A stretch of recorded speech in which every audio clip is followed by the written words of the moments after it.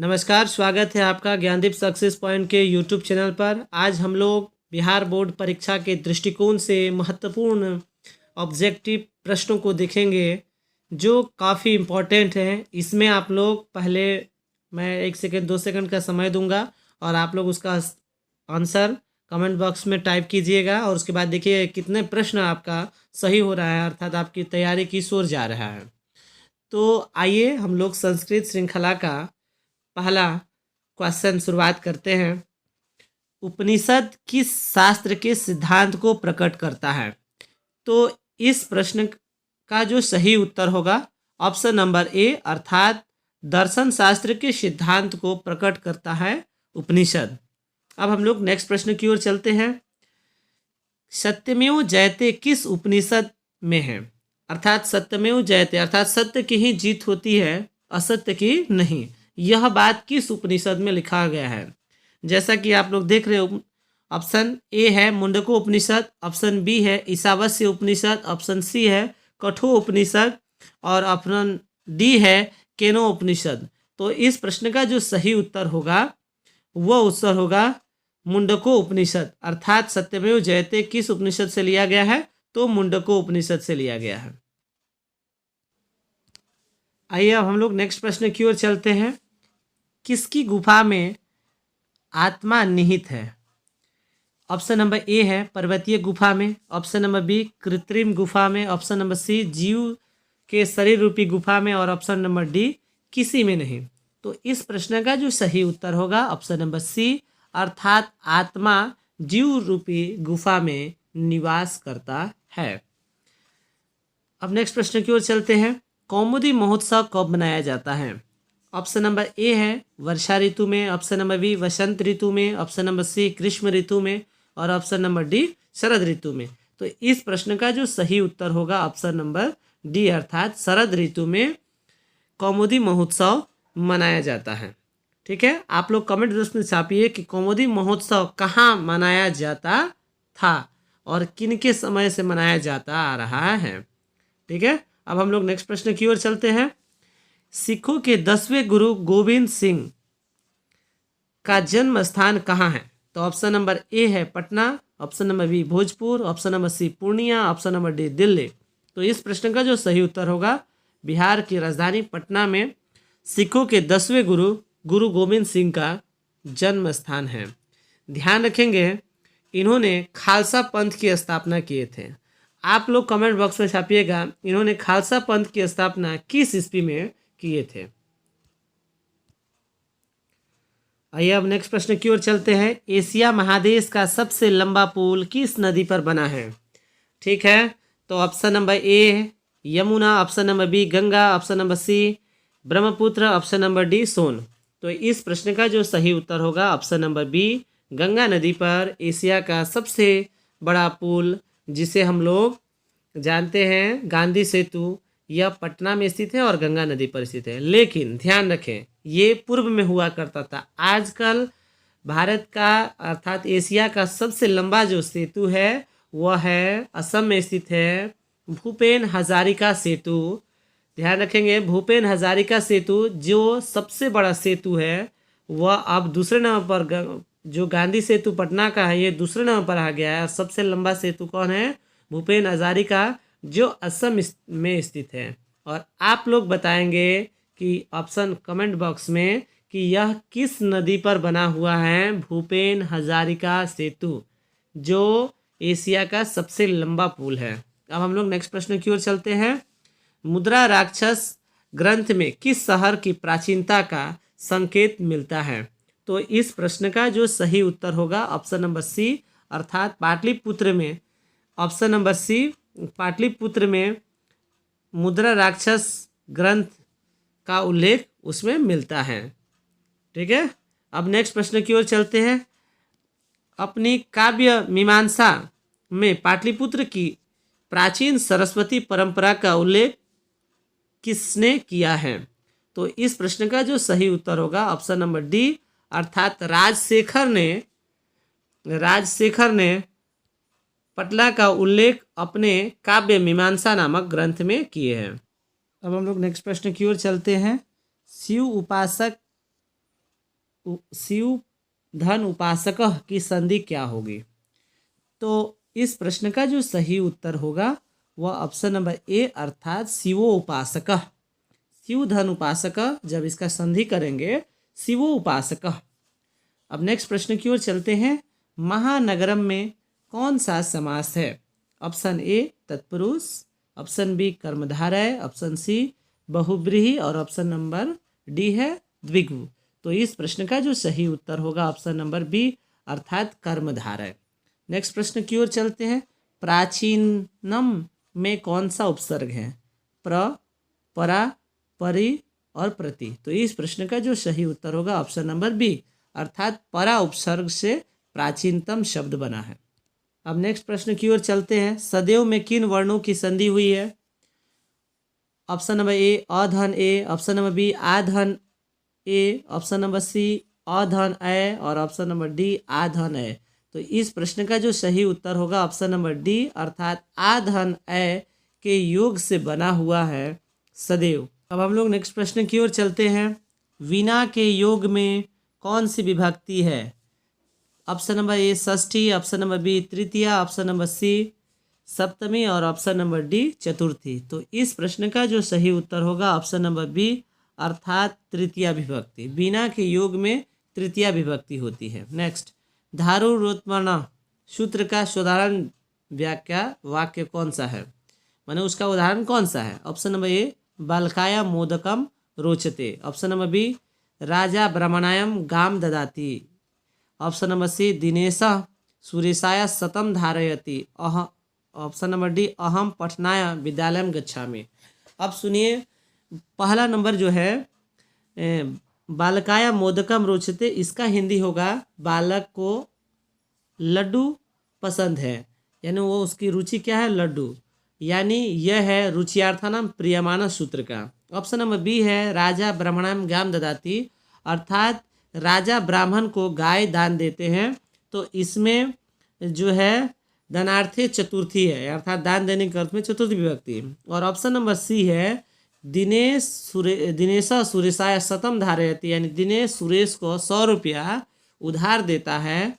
तो यह है धारेरोत्मना सूत्र। तो इसका सही उत्तर होगा ऑप्शन नंबर सी। इसका सही उत्तर होगा बाबू ऑप्शन नंबर सी। अब हम लोग नेक्स्ट प्रश्न की ओर चलते हैं। मुनि शब्द के तृतीय बहुवचन का रूप क्या है? मुनि शब्द के तृतीय बहुवचन का रूप क्या है? तो इस प्रश्न का जो सही उत्तर होगा ऑप्शन नंबर डी अर्थात मुनि भी। मुनि शब्द का तृतीय बहुवचन जो होगा वह मुनि भी। अब नेक्स्ट प्रश्न की ओर चलते हैं। मुनि शब्द के तृतीय बहुवचन का रूप क्या है? ऑप्शन नंबर ए मुनिन, ऑप्शन नंबर बी मुने, ऑप्शन नंबर सी मुनिना, ऑप्शन नंबर डी मुनि भी। तो इस प्रश्न का जो सही उत्तर होगा ऑप्शन नंबर डी अर्थात मुनि भी। अब नेक्स्ट प्रश्न की ओर चलते हैं। पीवती किस धातु का रूप है? तो इस प्रश्न का सही उत्तर होगा ऑप्शन नंबर ए अर्थात पा धातु का रूप है पीवती। ठीक है, नेक्स्ट प्रश्न की ओर जाते हैं। साधो किस विभक्ति का रूप है? साधो किस विभक्ति का रूप है? तो साधो किस विभक्ति का रूप है? तो इस प्रश्न का जो सही उत्तर होगा ऑप्शन नंबर सी अर्थात सप्तमी विभक्ति का रूप है साधो। नेक्स्ट प्रश्न की ओर।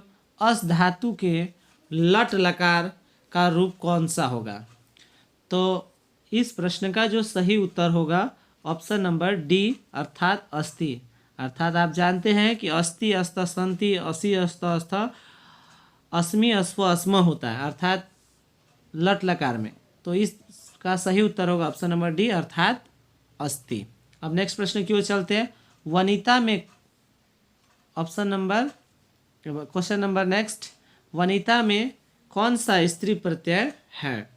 तो इस प्रश्न का जो सही उत्तर होगा ऑप्शन नंबर ए अर्थात टाप प्रत्यय लगाकर पुल्लिंग से स्त्रीलिंग बनाते वनित, और वनित में टाप प्रत्यय लगाएंगे तो उसका स्त्रीलिंग रूप बनेगा वनिता। अर्थात इस प्रश्न का सही उत्तर होगा ऑप्शन नंबर ए। अब नेक्स्ट प्रश्न की ओर चलते हैं। हन धन कत्वा में कौन सा पद बनेगा? हन धन कत्वा में कौन सा पद बनेगा? तो ऑप्शन नंबर ए है हननम, ऑप्शन नंबर बी है हत्वा, ऑप्शन नंबर सी है हनन और ऑप्शन नंबर डी है हंतव्यम। तो इस प्रश्न का सही उत्तर होगा ऑप्शन नंबर बी अर्थात हत्वा। तो ध्यान रखेंगे कत्वा प्रत्यय जब किसी शब्द के साथ लगेगा तो उसके लास्ट में त्वा आता है, तो इसमें हत्वा है अर्थात ये कौन सा प्रत्यय होगा? कत्वा प्रत्यय। ठीक है, जैसे ये तव्यम हंतव्यम है, इसका मतलब इसमें तबियत प्रत्यय लगा है, जो तबियत प्रत्यय लगता है उसके अंत में तव्यम लगा रहता है। ठीक है, अब नेक्स्ट प्रश्न की ओर चलते हैं। मूल धन ठक में कौन सा पद बनेगा? अर्थात मूल में जब ठक प्रत्यय लगेगा तो कौन सा पद बनेगा? तो ऑप्शन नंबर ए अर्थात मौलिक। ध्यान रखेंगे इतिहास में ठक रहेगा ऐतिहासिक, ठीक वैसे मूल में ठक है तो क्या होगा? मौलिक। ठीक है, अब नेक्स्ट प्रश्न की ओर चलते हैं। लोट लकार उत्तम पुरुष एक वचन का रूप कौन सा है? लोट लकार उत्तम पुरुष एक वचन का रूप कौन सा है? तो क्या होता है लोट? तो इस प्रश्न का जो सही रूप होगा ऑप्शन नंबर सी अर्थात तपानी, क्योंकि लोट लकार उत्तम पुरुष में जो प्रत्यय होता है आनी आवो आम होता है, तो उसका आनी जब तप में आनी जुड़ेंगे तपानी। अब नेक्स्ट प्रश्न की ओर चलते हैं। पीतम इस पद का प्रकृति प्रत्यय क्या है? यानी पीतम में कौन सा प्रकृति प्रत्यय लगा हुआ है? तो इसका होगा ऑप्शन नंबर डी अर्थात कत प्रत्यय लगा रहता है। ठीक है, नेक्स्ट प्रश्न की ओर। किस शब्द में दा प्रत्यय लगा है? तो इसमें सभी में देख रहे हैं दा प्रत्यय किस में है? तो दा सी में है, तो अर्थात इस प्रश्न का सही उत्तर होगा ऑप्शन नंबर सी अर्थात एकदा। एकदा में क्या कौन सा प्रत्यय लगा है? दा। नेक्स्ट प्रश्न है धर्मांतरम का सही विच्छेद क्या होगा? तो ऑप्शन नंबर ए है धर्म धनांतरम, ये इस प्रश्न का सही उत्तर होगा। धर्म धनांतरम बराबर धर्मांतरम। नेक्स्ट प्रश्न की ओर चलते हैं। किस पद में अवयवी भाव समास है?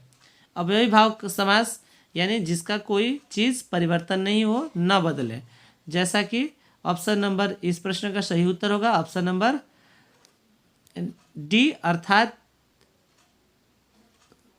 ऑप्शन नंबर डी यथाशक्ति। यथाशक्ति में यथाशक्ति हुआ, यथासंभव हुआ, प्रत्येक हुआ, प्रतिमास हुआ, इन सभी में अवयवी भाव समास है।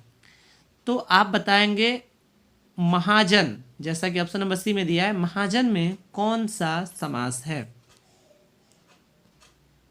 नेक्स्ट प्रश्न, आलसियों को प्रतिदिन इच्छा भोजन कौन दिलवाता था? तो इस प्रश्न का जो सही उत्तर होगा ऑप्शन नंबर बी, यानी मिथिला में एक वीरेश्वर नाम के मंत्री थे और वही आलसियों को मुफ्त में भोजन दिलवाता था। नेक्स्ट प्रश्न की ओर चलते हैं हम लोग। तर्कयते यदस्मिन् गृहे अग्नि लग्नो अस्ति अलस कथा पाठ में यह किसकी उक्ति है? इसका ऑप्शन है पहले व्यक्ति, पहले आलसी ने, तीसरे आलसी ने, दूसरे आलसी ने और चौथे आलसी ने। तो इस प्रश्न का जो सही उत्तर होगा वह होगा ऑप्शन नंबर ए, यानी पहले आलसी ने यह कहा था। अब हम लोग नेक्स्ट प्रश्न की ओर चलते हैं। स्त्रियों के रक्षक कौन होते हैं? जैसा कि बताया गया है इसमें स्त्रियों का रक्षक कौन होता है? तो स्त्रियों का रक्षक उनके पतिदेव होते हैं। छोटे बच्चों का रक्षक कौन होता है? उनके माता। और ठीक वैसे ही जो असहाय बेबस लोग होते हैं उनके लिए कौन लोग होता है? करुणामय लोग होते हैं। ठीक, नेक्स्ट प्रश्न की ओर चलते हैं। याज्ञवल्क्य ने आत्म तत्व की शिक्षा किसको दी थी? ऑप्शन नंबर ए गार्गी को, ऑप्शन नंबर बी मैत्रेयी को, ऑप्शन नंबर सी सुलभा को और ऑप्शन नंबर डी अपाला को। तो इस प्रश्न का जो सही उत्तर होगा ऑप्शन नंबर बी अर्थात याज्ञवल्क्य ने आत्म तत्व की शिक्षा मैत्रेयी को दिए थे। नेक्स्ट प्रश्न की ओर चलते हैं। गंगा देवी ने किस महाकाव्य की रचना की थी? तो इस प्रश्न का जो सही उत्तर होगा वह होगा ऑप्शन नंबर सी अर्थात मजुरा विजयम की रचना गंगा देवी द्वारा किया गया था। नेक्स्ट प्रश्न की ओर चलते हैं। अच्युत राय कहाँ के राजा थे? ऑप्शन नंबर है काशी, काशी के, ऑप्शन नंबर बी दरभंगा के, ऑप्शन नंबर सी चित्तौड़ के, और ऑप्शन नंबर डी विजयनगर के। तो इस प्रश्न का जो सही उत्तर होगा ऑप्शन नंबर डी, अर्थात अच्युत राय विजयनगर के राजा थे। नेक्स्ट प्रश्न की ओर चलते हैं। स्वर्गा प्रगास्पद मार्ग भूते किस देश को कहा गया है? जैसा कि भारत माता पाठ से हमें ज्ञान प्राप्त हुआ है कि भारत भूमि स्वर्ग और मोक्ष को प्रदान करने वाली साधन स्वरूप है, अर्थात इस प्रश्न का जो सही उत्तर होगा वह ऑप्शन नंबर ए होगा। नेक्स्ट प्रश्न की ओर चलते हैं। सीमंतो नयनम किस संस्कार के अंतर्गत है? तो शैशव संस्कार, जन्मत पूर्व संस्कार, शैक्षणिक संस्कार और गृहस्थ संस्कार।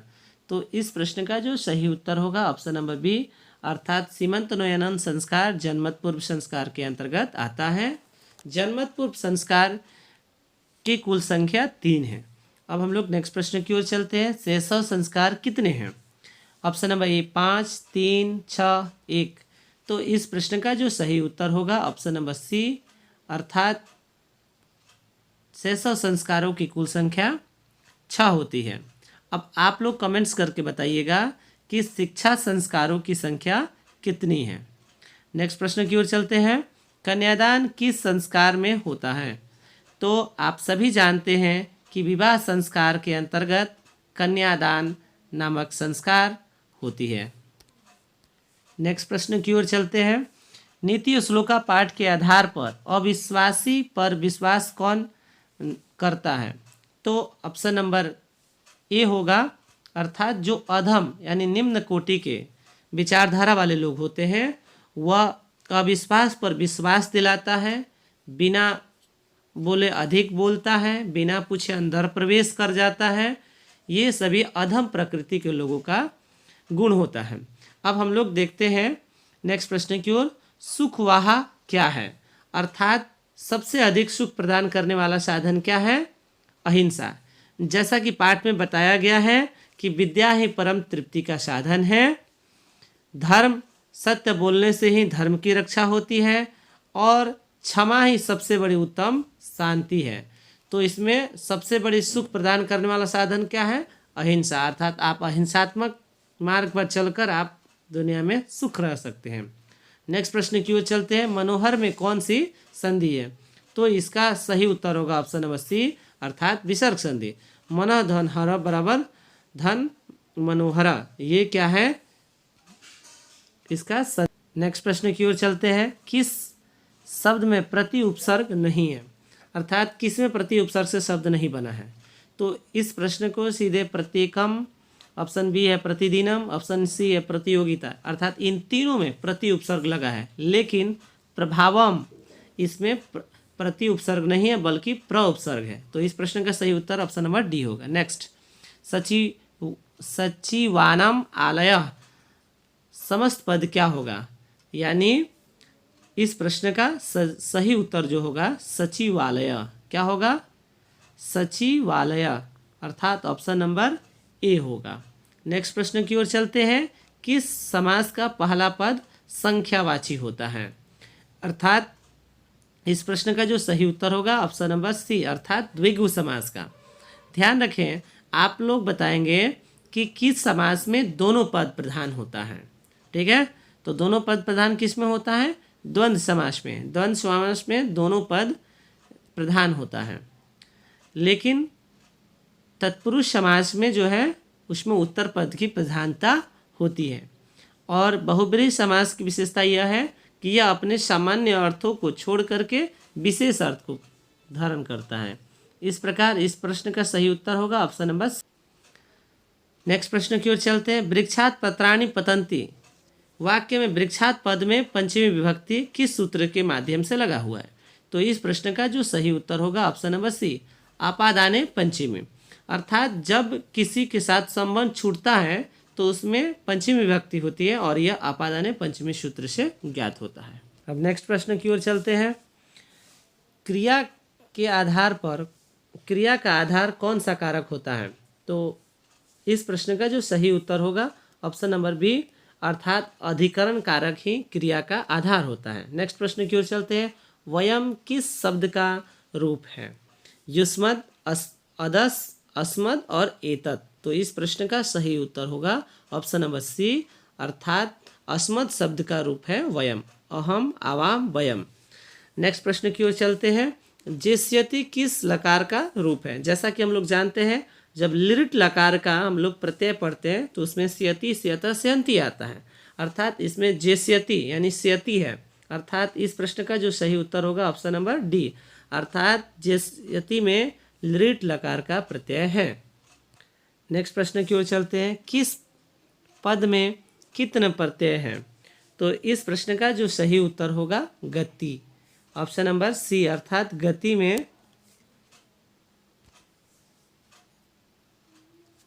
में कितने प्रत्यय हैं। नेक्स्ट प्रश्न की ओर चलते हैं। लघुत्तरम में कौन सा तद्धित प्रत्यय है? तो इस प्रश्न का जो सही उत्तर होगा वो ऑप्शन नंबर ए, अर्थात तरप प्रत्यय। लघुत्तरम में कौन सा प्रत्यय है? तो तरप प्रत्यय है। नेक्स्ट प्रश्न की ओर चलते हैं। कुमार, धन, दीप से कौन सा शब्द बनेगा? तो ऑप्शन नंबर ए, अर्थात कुमारी। ये भी पुल्लिंग से स्त्रीलिंग बनाने, जैसा कि पहले हम लोग टाप प्रत्यय पढ़ते हैं, ठीक वैसे डीप प्रत्यय का उपयोग भी करके हम लोग पुल्लिंग से स्त्रीलिंग, अर्थात कुमार पुल्लिंग है और उसका स्त्रीलिंग रूप क्या होगा? कुमारी। नेक्स्ट प्रश्न की ओर चलते हैं। P1 में कौन सा प्रत्यय है? तो इस प्रश्न का जो सही उत्तर होगा ऑप्शन नंबर ए, सत्री प्रत्यय है P1 में। अब नेक्स्ट प्रश्न की ओर चलते हैं। राम प्रवेश राम की प्रतिष्ठा कहाँ थी? ऑप्शन नंबर ए, अपने गांव में, ऑप्शन नंबर बी, अपने राज्य में, ऑप्शन नंबर सी, राज्य और केंद्र के प्रशासन में, ऑप्शन नंबर डी, केंद्र के प्रशासन में।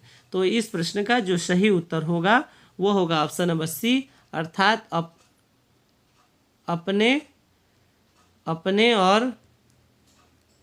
अपने राज्य के साथ साथ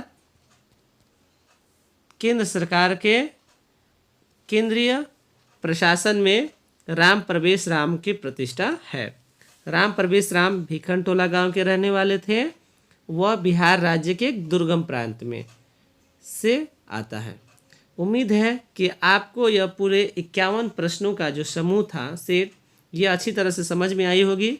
यह परीक्षा के दृष्टिकोण से काफ़ी महत्वपूर्ण है, अतः आप लोग इसे बार बार देखें। धन्यवाद।